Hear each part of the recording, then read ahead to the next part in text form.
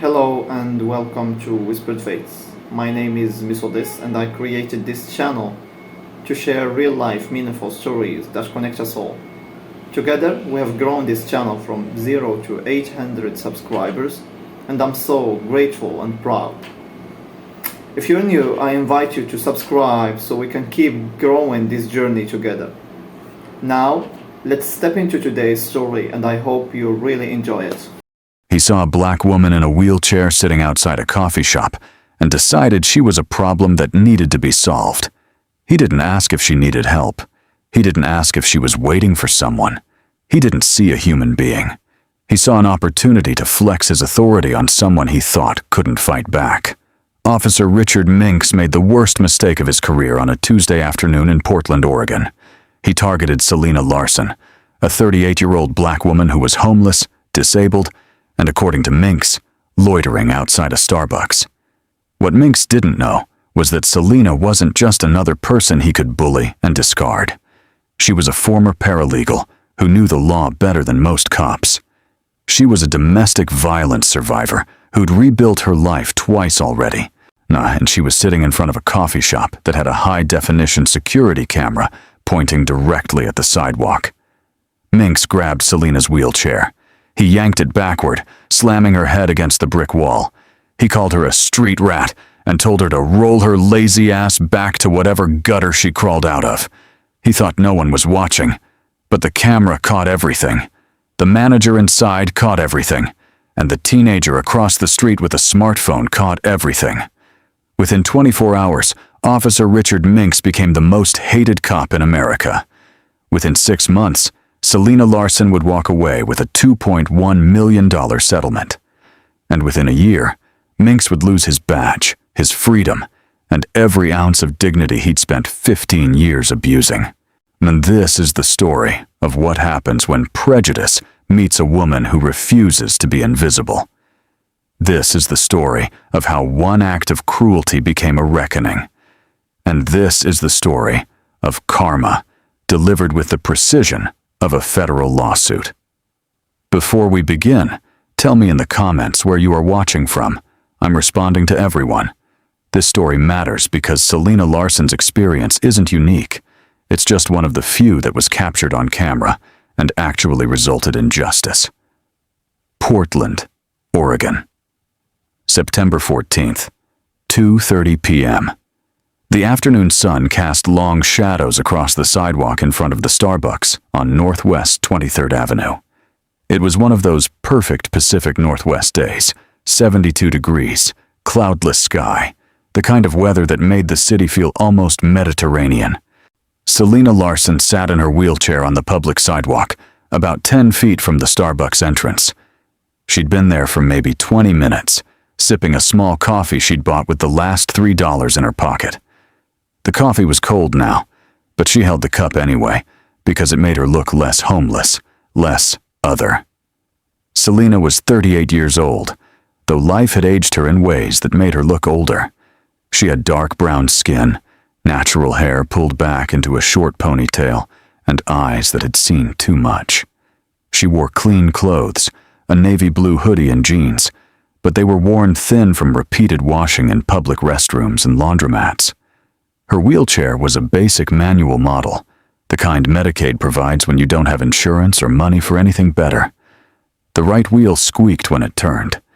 The padding on the seat was compressed and torn, but it worked, and that was all Selena could ask for. She'd been homeless for 8 months. It wasn't always this way. 3 years ago, Selena had been a paralegal at a mid-sized law firm in downtown Portland.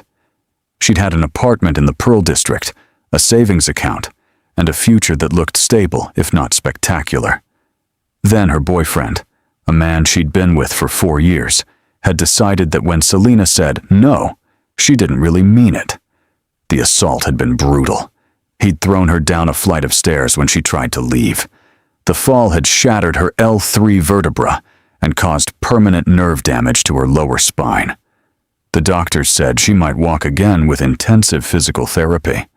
But physical therapy required insurance, and Selena's insurance had lapsed when she'd lost her job while recovering in the hospital. Her boyfriend had been arrested, but he'd made bail. He'd shown up at her apartment building one night, forcing Selena to flee with nothing but a backpack and her wheelchair. She'd stayed with friends for a while, but you can only impose on people's couches for so long before you wear out your welcome. Now she slept in a shelter when there was room, which was rare.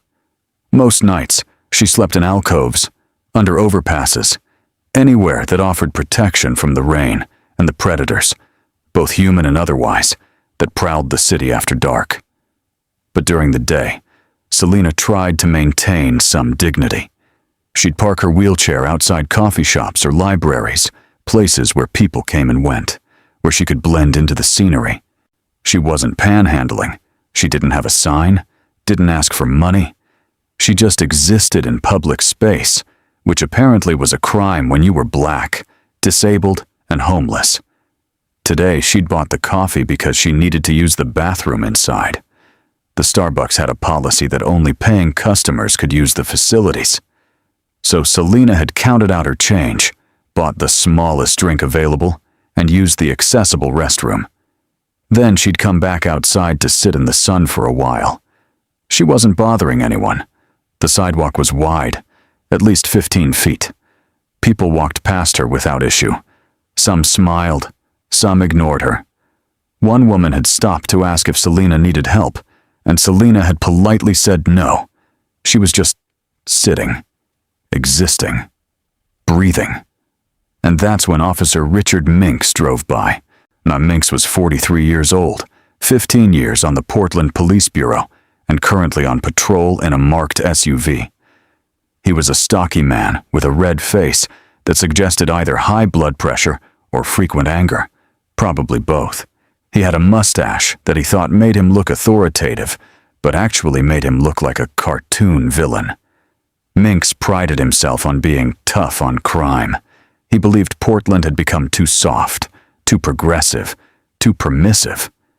He believed homeless people were criminals who'd made bad choices and deserved whatever hardship came their way. And he believed that his job was to clean up the streets, which was code for harassing vulnerable people until they moved to a different neighborhood where they'd become someone else's problem.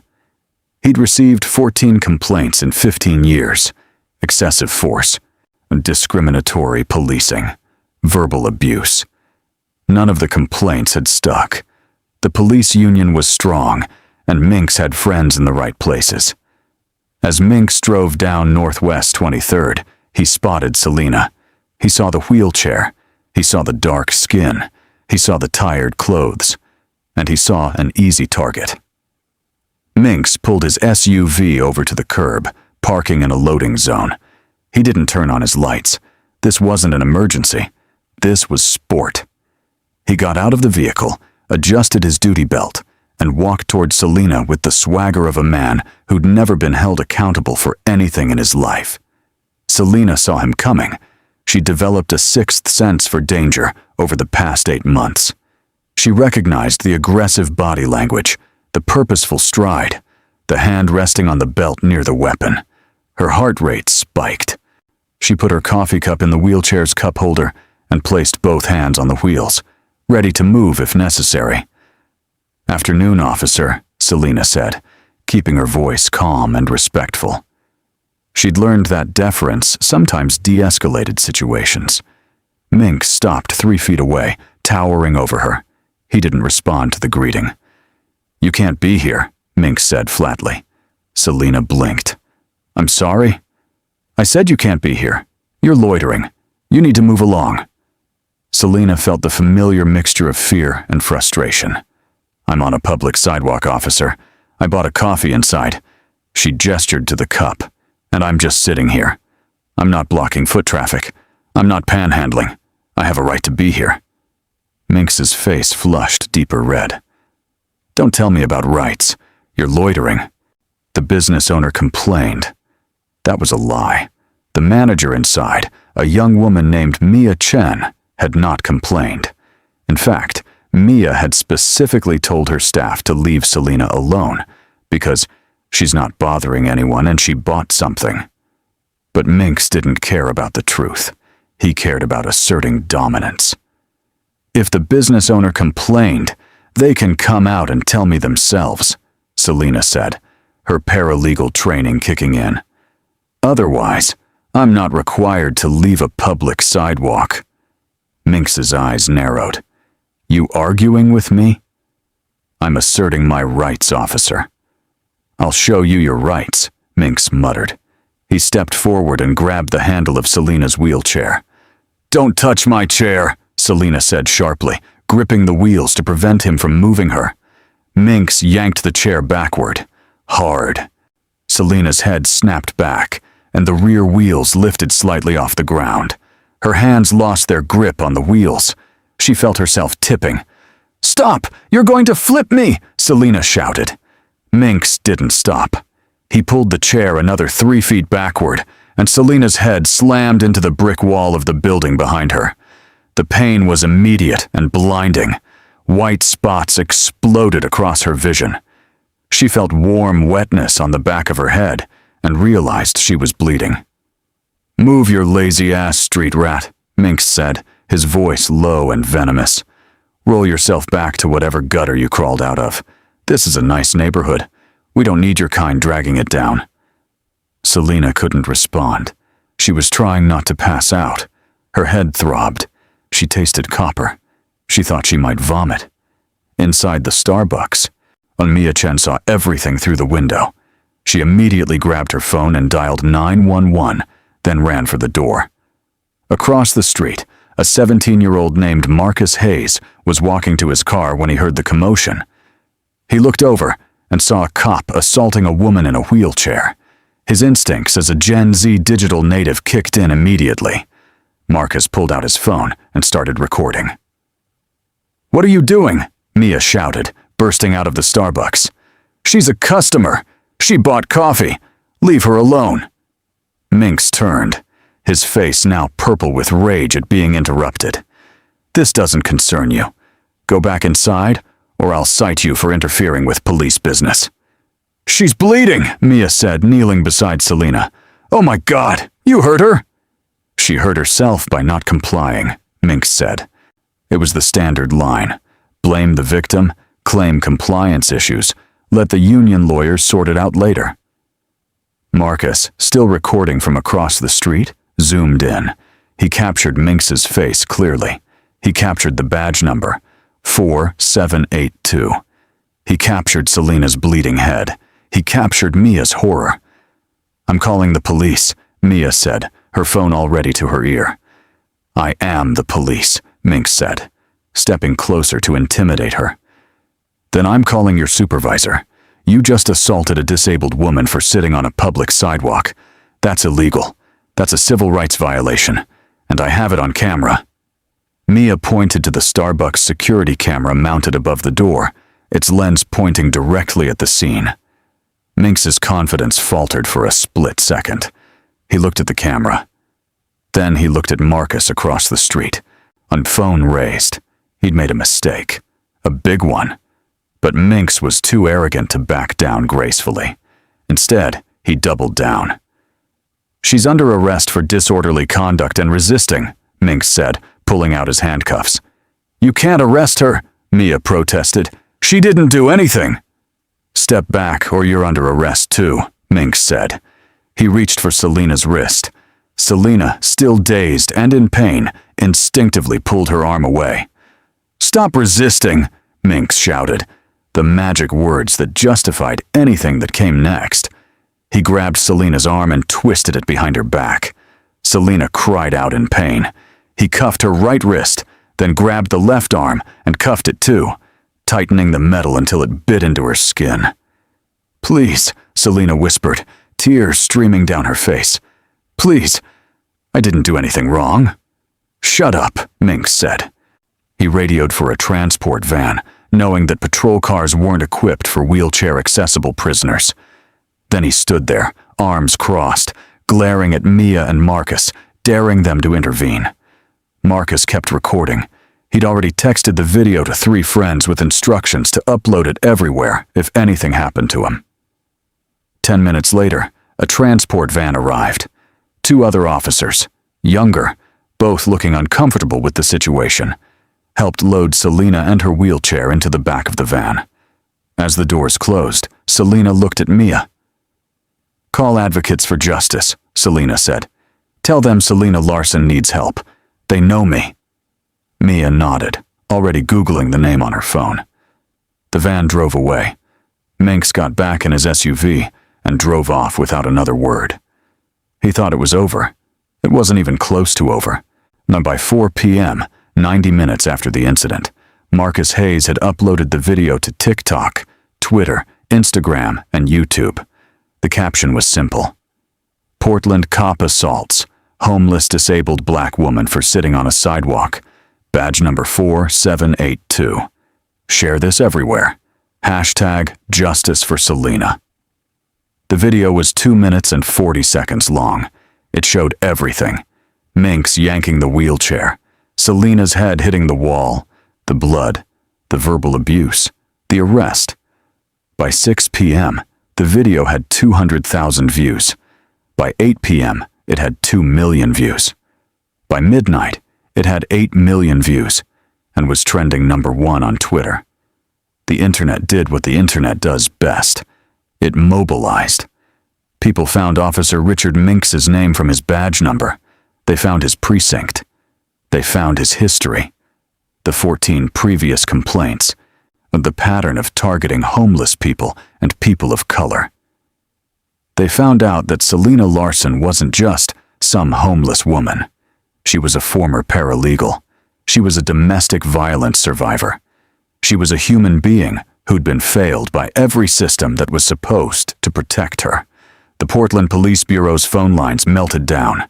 The mayor's office was inundated with calls. News vans set up outside the precinct.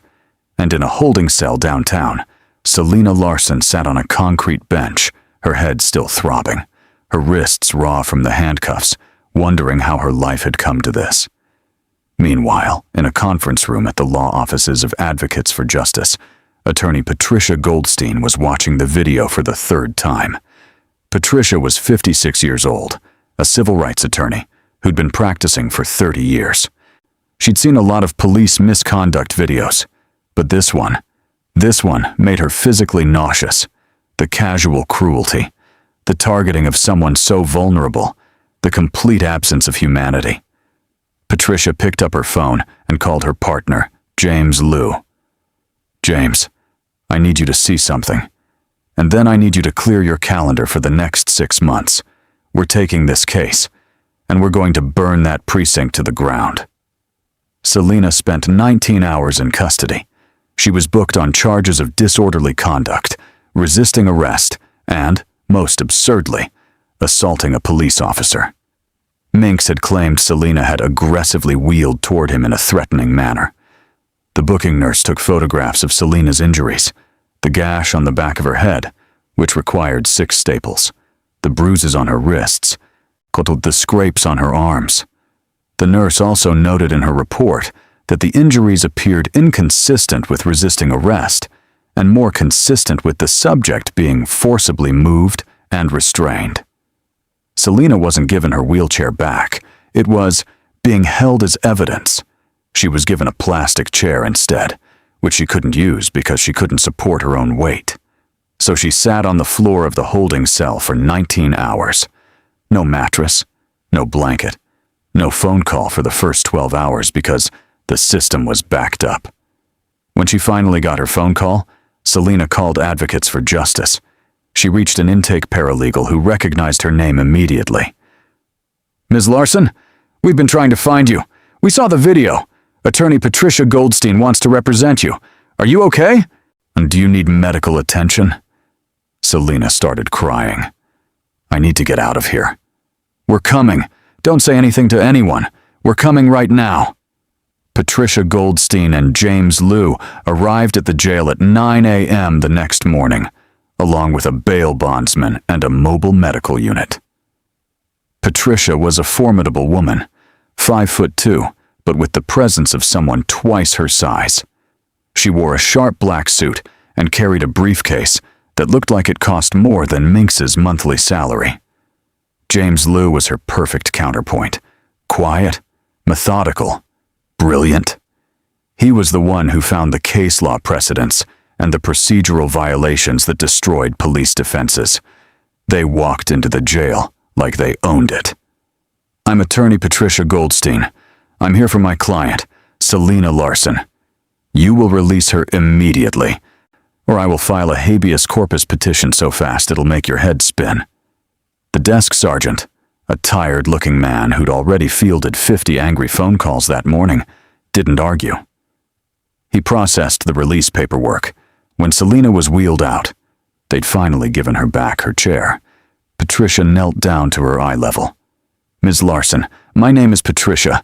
I'm going to represent you. And I promise you, this man will pay for what he did. Selena looked at this well-dressed white woman kneeling in a dirty jail hallway and felt something she hadn't felt in months. Hope. Over the next 2 weeks, Patricia and James built a case that was as airtight as it was devastating. They obtained the Starbucks security footage, crystal clear, showing every moment of the assault. They obtained Marcus Hayes' phone video, also clear, but from a different angle, corroborating the security footage. They obtained Selena's medical records, showing the severity of her injuries. They interviewed Mia Chen, who gave a statement describing how Minkx had lied about a complaint from the business. They obtained Minx's personnel file through a public records request. 14 complaints. 5 for excessive force. 3 specifically mentioning racial slurs. All dismissed or resolved internally. They obtained body cam footage from Minx's fellow officers at the scene, footage that showed them exchanging uncomfortable glances when they saw Selena's injuries, knowing something was very wrong. And then Patricia did something brilliant. She reached out to every single person who'd ever filed a complaint against Richard Minks, the 14 whose names were in his file, not plus others she found through court records and news archives. 6 of them agreed to come forward. 6 people. 4 black, 1 Latino, 1 white homeless man, who told nearly identical stories. Minkx had targeted them for being undesirable. He'd used excessive force, he'd hurled racial slurs, he'd lied in his reports. Patricia was building a pattern and practice case. She wasn't just going after Minkx for one bad act. She was going after the entire Portland Police Bureau for enabling a serial abuser. The Portland Police Union saw what was coming and launched its counteroffensive. They hired Marcus Webb, a defense attorney who specialized in defending cops. Webb was expensive, ruthless, and had a win record that made him a legend in law enforcement circles. Webb's strategy was predictable but effective. Attack Selena's credibility. So anonymous leaks started appearing in conservative media outlets. Selena had been fired from her paralegal job. False. She'd left due to her injuries. Selena had a history of drug use. False. Her toxicology reports were clean. Selena was known to police for causing disturbances. False. She'd never been arrested before Minkx. The leaks came with no sources and no evidence, but they spread through social media like wildfire. Patricia saw it happening and was furious. They're doing exactly what I expected. They can't defend what Minkx did, so they're trying to destroy Selena. But Selena had something the police didn't expect. She was media savvy. During her years as a paralegal, Selena had worked on cases involving public relations. She understood optics. And she understood that her story, if told properly, could cut through the lies. With Patricia's guidance, Selena agreed to do one interview with a national news network. She chose to do it with Tanisha Roberts, a black journalist known for her tough but fair interviews. The interview aired on a Wednesday night. 20 million people watched. Tanisha sat across from Selena in a studio. Selena wore a simple blue dress. Her wheelchair was visible. The staples in her head were visible. Selena, thank you for sitting down with me, Tanisha began. Let's start at the beginning. Tell me about the day Officer Minkx assaulted you. Selena told her story calmly, clearly, without exaggeration. She described buying the coffee, sitting on the sidewalk, Minkx approaching. The assault. "What went through your mind when he slammed your head into the wall?" Tanisha asked gently. Selena paused. "I thought I was going to die. I thought, this is it. I survived my ex-boyfriend. I survived homelessness. And I'm going to die on a sidewalk because a cop decided I didn't belong there." "There have been attempts to smear your character," Tanisha said. "People claiming you were fired from your job, that you had drug issues. What do you say to that?" Selena looked directly into the camera. "I say it's a lie, and I say it's exactly what they do to every victim. They can't defend what Officer Minks did, so they're trying to make me the villain. But I have the receipts. I have my employment records. I have my medical records. I have the video, and the truth is on my side." It was a masterclass in media strategy. Selena came across as articulate, sympathetic, credible. The smear campaign collapsed under the weight of her honesty. 4 months after the incident, the deposition of Officer Richard Minks took place in a conference room at Patricia's law firm. Minks sat at the table flanked by Marcus Webb and a police union representative. He wore a cheap suit and looked uncomfortable. He'd been on paid administrative leave since the incident, collecting his full salary while sitting at home watching TV. Patricia sat across from him, flanked by James and a court reporter. "Officer Minks," Patricia began, "let's talk about September 14th. Why did you approach Ms. Larson?" "I received a complaint from the business," Minks said, his voice flat. "From whom at the business?" "I don't recall." "You don't recall who made the complaint that prompted you to approach a disabled woman?" "It was a busy day." Patricia slid a document across the table. "This is a sworn affidavit from Mia Chen, the manager on duty that day. She states unequivocally that no one from Starbucks called the police or complained about Ms. Larson. So I'll ask again, who complained?" Minks shifted in his seat. "I must have been mistaken." "Mistaken. So you approached Ms. Larson without any complaint. Why?" "She looked like she was loitering." "Loitering. She'd purchased a coffee. We have the receipt. She was sitting on a public sidewalk. She wasn't blocking foot traffic. What specifically made you think she was loitering?" Minks hesitated. Webb whispered something in his ear. "She just looked out of place," Minks said. "Out of place, how?" "Objection," Webb said. "Relevance." "I'll allow it," Patricia said. "This is a deposition, counselor. I can ask relevant questions about his thought process." She turned back to Minks. "Out of place, how?" "Officer. She was in a wheelchair, homeless.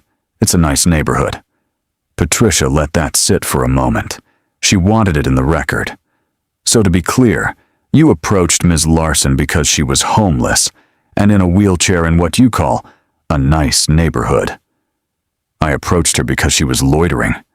"Except she wasn't. So you approached her because of how she looked. Would you have approached a white woman in a wheelchair sitting in the same spot?" "Objection," Webb barked. "Answer the question," Patricia said calmly. "I would have approached anyone loitering." "But she wasn't loitering. So what was it about her specifically?" Minks's face flushed. "I don't like what you're implying." "I'm not implying anything, officer. I'm asking a direct question. Did Ms. Larson's race factor into your decision to approach her?" "No." Patricia pulled out another document, Minks's personnel file. "You've had 14 complaints filed against you. 9 of those complaints were filed by people of color. 3 specifically mention racial slurs you allegedly used. Do you see a pattern there? Those complaints were all dismissed. Dismissed by your department. That doesn't mean they were false. Let's talk about one. Marcus Thompson, 2019. He alleged you called him the N-word during a traffic stop. Did you? No, he was lying. Interesting, because in your incident report, you described Mr. Thompson as aggressive and threatening. But the dash cam footage, which we subpoenaed, shows him complying fully with every command. So if he was lying about the slur, now why were you lying about his behavior? Minkx had no answer.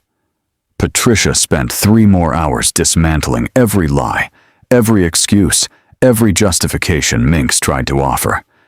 By the end, Minkx looked like he'd been through a war. His face was pale. His hands were shaking. "One more question, officer," Patricia said. "After you slammed Ms. Larson's head into the wall and she started bleeding, did you call for medical assistance?" "She didn't ask for it. She was dazed, possibly concussed. You're trained in first aid. You saw blood. And you didn't call for help. Why?" Minkx said nothing. "Let the record show the officer declined to answer," Patricia said to the court reporter. The deposition ended. Patricia gathered her files and walked out without a backward glance. In the hallway, James looked at her. "No, that was brutal." "Good," Patricia said, "because I want them to know exactly what they're facing." The trial began 8 months after the incident, in a federal courtroom in downtown Portland. The case was Larson versus City of Portland, Portland Police Bureau, and Richard Minks, individually. The charges: excessive force, violation of civil rights under 42 U.S.C., Section 1983, assault, battery, intentional infliction of emotional distress, and negligent supervision against the city for failing to discipline Minkx despite his history. Patricia's opening statement was devastating. She played the videos, both Marcus's phone recording and the Starbucks security footage, on large screens for the jury. 12 jurors watched in horror as Minkx yanked Selena's wheelchair and slammed her head into the wall. Several jurors winced visibly. One elderly woman in the jury box dabbed at her eyes with a tissue. "Ladies and gentlemen," Patricia said, "what you just saw is not a police officer doing his job. That is a bully with a badge targeting a vulnerable woman because he could. Because she was black. Because she was disabled. Because she was homeless. Because he thought no one would care." Patricia walked over to Selena, who sat in her wheelchair at the plaintiff's table. "Selena Larson is here today to tell you her story, and she's here to ask you to send a message that in this city, in this country, every person, regardless of their race, their housing status, or their disability, has the right to exist in public space without being brutalized by those sworn to protect them." The defense's opening was predictable. Minkx feared for his safety. Selena was non-compliant. Split-second decisions, officer discretion. But the jury had seen the video. And once you see a cop slam a disabled woman's head into a wall, it's hard to unhear the excuses. Over the next 2 weeks, Patricia called witness after witness. Mia Chen testified about watching the assault, and Minkx lying about a complaint. Marcus Hayes testified about what he witnessed and why he started recording. The booking nurse testified about Selena's injuries being inconsistent with her resisting. Dr. Sarah Kim, a neurologist, testified about Selena's concussion and the permanent damage to her already injured spine. And then came the previous victims. 6 people, one after another, describing a pattern. Minkx targeting them, using excessive force, lying in reports. The defense tried to discredit them. They had criminal records, they were homeless, and they were biased. But Patricia had anticipated every attack. "Members of the jury," Patricia said during redirect of one witness, "the defense wants you to believe these people aren't credible because they've had difficult lives. But ask yourselves, who do bullies target? They don't target the powerful. They target the vulnerable. That's the point." Finally, Selena took the stand. She wheeled herself to the witness box. The bailiff had to move the chair to make room for her wheelchair. It was a visual reminder. Selena didn't fit into a system designed for able-bodied people.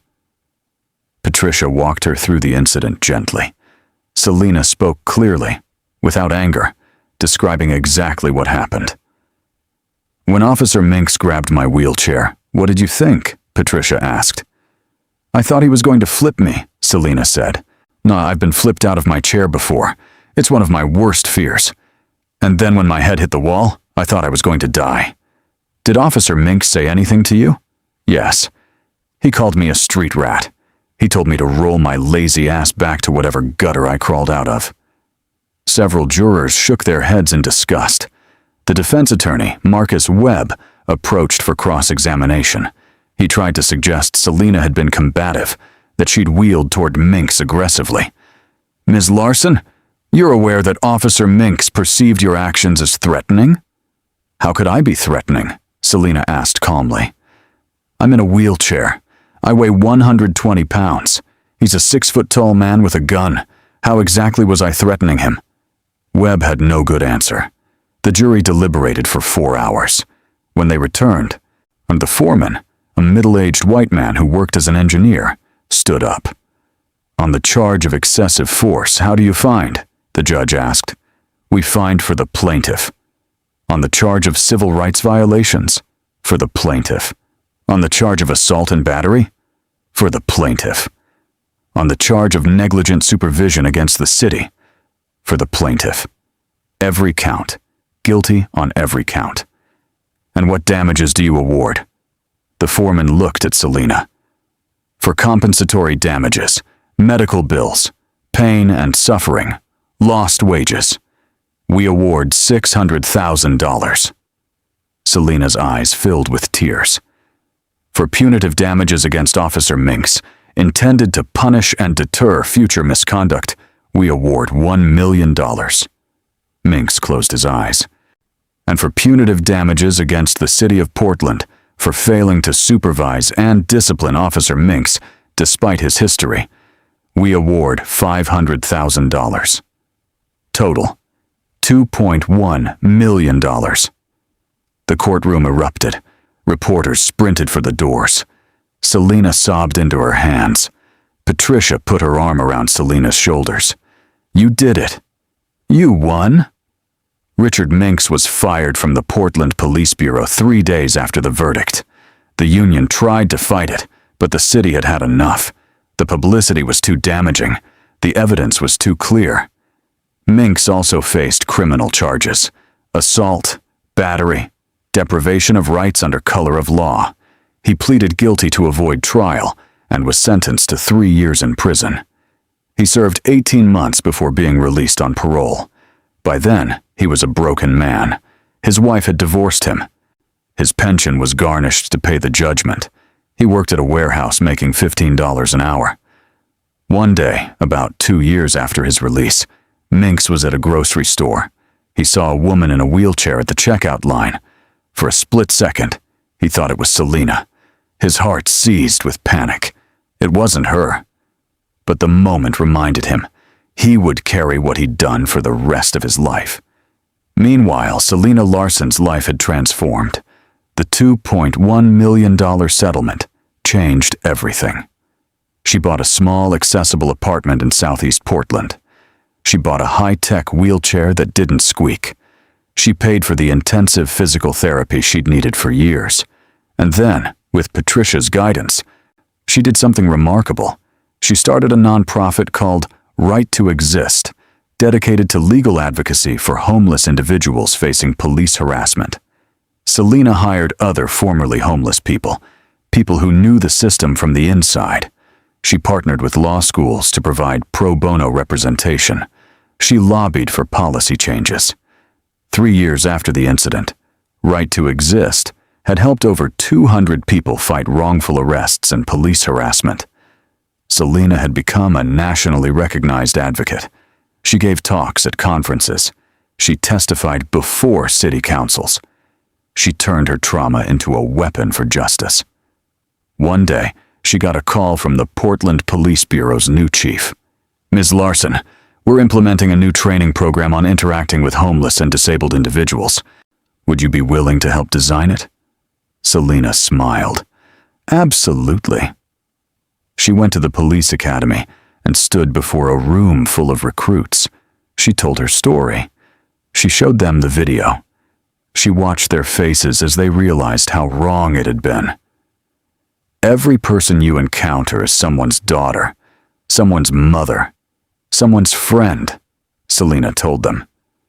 Homelessness is not a crime. Disability is not a crime. Existing in public space is not a crime. Remember that, and you'll be the kind of cop this city needs. The recruits gave her a standing ovation. 5 years after the incident, Selena sat at a coffee shop. Not the Starbucks where it happened, but a different one, quieter, with better accessibility. She was writing a chapter for a book about police reform. Her laptop sat on the table, and a cappuccino steamed beside it. A young black woman approached her table hesitantly. "Excuse me, are you Selena Larson?" Selena looked up and smiled. "I am. I just wanted to say thank you. I saw your story. I'm in law school now because of you. I want to do what you do." Selena's eyes filled with tears. Good tears this time. "What's your name?" "Jasmine." "Jasmine, sit down. Let me tell you everything I've learned." They talked for an hour. When Jasmine left, she had Selena's phone number and a promise to mentor her through law school. Selena watched her walk away, and she thought about how far she'd come. From a sidewalk, bleeding and humiliated, to this moment, inspiring the next generation of advocates. She thought about Richard Minks, alone in his warehouse job, carrying his shame. She didn't hate him anymore.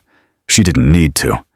Because Selena Larson had won not just the lawsuit, but something bigger. She'd reclaimed her dignity. She'd proved that even the most vulnerable among us have power when we refuse to be invisible. And that was the greatest victory of all. Richard Minks thought he could brutalize a homeless, disabled black woman, and no one would care. He thought her vulnerability made her invisible. He was wrong. Selena Larson refused to be erased. She fought back with the law, with the truth, and with the kind of courage that changes systems. This story isn't just about one cop getting punished. It's about the hundreds of Selenas out there, people who are harassed, brutalized, and ignored because society has decided they don't matter. They do matter. Every single one of them. If this story moved you, hit that like button. I share it with someone who needs to hear it. Subscribe for more stories where justice isn't just a concept, it's a reality fought for and won. Drop a comment.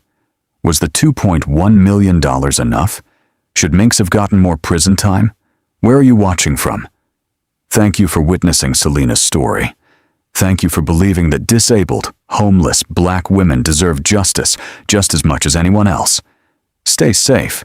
Stand up for the vulnerable. And remember, no one is invisible if we refuse to look away.